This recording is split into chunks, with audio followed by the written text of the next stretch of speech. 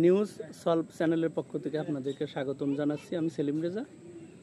আপনারা ইতিমধ্যে আমাদের এই চ্যানেলটি অনেকে সাবস্ক্রাইব করেছেন এবং আপনাদের এই সহযোগিতার জন্য ধন্যবাদ। এবং আপনাদের রেসপন্স দেখে কিন্তু আমরা কিন্তু অ্যাকচুয়ালি অভিভূত। আমরা মানে amazing experience we are getting এখান থেকে, এবং আপনারা অনেক রেসপন্স করতেছেন। তা আপনারা জানেন আমরা দেশ বিদেশের বিভিন্ন খবর নিয়ে কথা বলি, অ্যানালাইসিস করি, সংক্ষেপে বলি, ব্রডলি বলি। তো বর্তমানে বাংলাদেশের অন্তর্বর্তীকালীন সরকারের যে প্রধান উপদেষ্টা ডক্টর ইউনূস 57 জন মানে ওনার সদস্য নিয়ে ওনারা কিন্তু জাতিসংঘের সেই মানে জেনারেল অ্যাসেম্বলিতে অ্যাটেন্ড করে ওনারা ওখানে আছেন। এবং অলরেডি ডক্টর ইউনূস যাওয়ার পরে বিশ্বের বিভিন্ন নেতা এবং মানুষজন তাকে যেভাবে রেসপন্স করেছেন, রিসিভ করেছেন, ওনার সাথে যেভাবে কোঅপারেশনের অ্যাটিটিউড দেখিয়েছেন, সেটা অ্যাকচুয়ালি মার্ভেলাস। এবং আমাদের বাংলাদেশের জাতীয় জীবনে ইট ইজ ভেরি ইম্পর্ট্যান্ট একটা ফ্যাক্ট।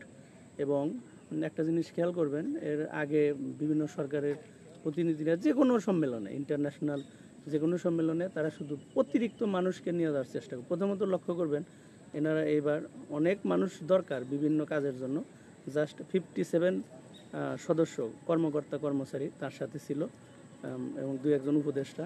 এবং আরেকটা জিনিস লক্ষ্য করবেন যে ডক্টর ইউনূস আমেরিকায় যাওয়ার পরে যেভাবে তাকে রিসিভ করা হয়েছে, এবং বিশ্বের বিভিন্ন সুপার পাওয়ার বা বিভিন্ন ধরনের সংগঠন বা রাষ্ট্রপ্রধান ওনারা গুরুত্বপূর্ণ ব্যক্তিবর্গ যেভাবে তার সাথে সাক্ষাৎ করেছেন, এটাও কিন্তু ইম্পর্টেন্ট বিষয়। এবং তিনি বিশ্বব্যাংক, IMF এবং আরও গুরুত্বপূর্ণ অনেক সংগঠনের প্রতিনিধিদের সাথে সাক্ষাৎ করেছেন। এবং বাংলাদেশ যেহেতু আর্থিকভাবে কিছুটা পিছিয়ে আছে, কিন্তু এখন কিন্তু অনেকটা এগিয়ে ওঠার দ্বার প্রান্তে, ওখানে তিনি তাদেরকে জানিয়েছেন, বিকজ তার একটা ফেস ভ্যালু আছে পৃথিবীতে, ডক্টর মোহাম্মদ ইউনূসের একটা ফেস ভ্যালু আছে, তিনি কিন্তু এটাকে কাজে লাগাইতেছেন।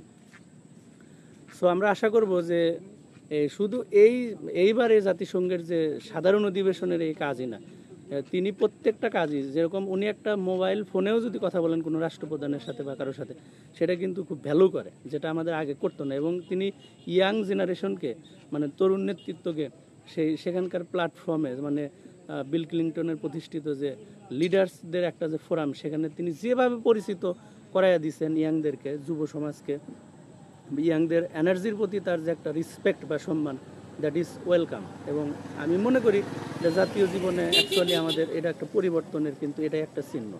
সংস্কার বলতে কিন্তু এটাও বোঝায়। সো আমরা আপনাদেরকে আবারও ধন্যবাদ জানাই, এবং আমরা আশা করি আমাদের জাতীয় জীবনে অনেক গুরুত্বপূর্ণ সংস্কার হবে ডক্টর মোহাম্মদ ইউনূসের এই অন্তর্বর্তী সরকারের সকল উপদেষ্টা এবং আমাদের বিভিন্ন পর্যায়ের মানুষজনের অংশগ্রহণের মাধ্যমে।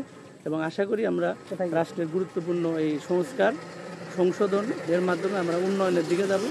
আমরা অলরেডি কিন্তু ডেভেলপিং কান্ট্রি, এবং আমরা টার্গেট রাখবো যে আমরা ইনশাল্লাহ অতি দ্রুত উইদিন ফিউ ইয়ার্সে, উইদিন 10 to 15 ইয়ার্সে Bangladesh will arise as a developed country in the world. Thank you very much. এবং আমরা আশা করি যে এই চ্যানেলটির সাথে আপনারা থাকবেন এবং আপনারা আরও অনেক সহযোগিতা আমাদের করবেন। ধন্যবাদ।